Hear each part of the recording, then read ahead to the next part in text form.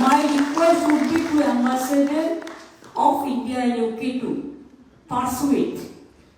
Earlier there was a British Airways, but before we came in power, this was weaker.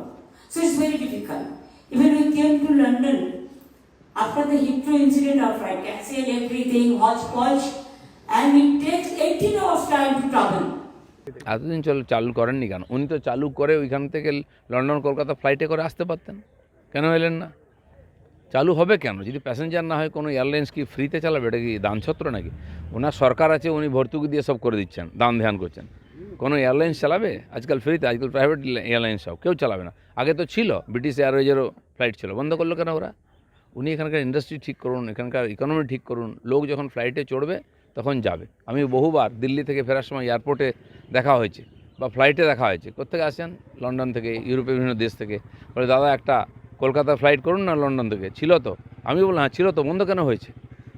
আজকে passenger নেই বলে বন্ধ হয়ে যাচ্ছে, কারণ পশ্চিমবাংলায় ইন্ডাস্ট্রি নেই, লোক আসবে কেন? আর এখানকার লোক লন্ডন যাবে কেন? কজন যায়? কারো ছেলে আছে, তার সঙ্গে দেখা করতে বাবা মা গেল একবার বছরে, 2 বছরে, তাতে কি আর ফ্লাইট চলে?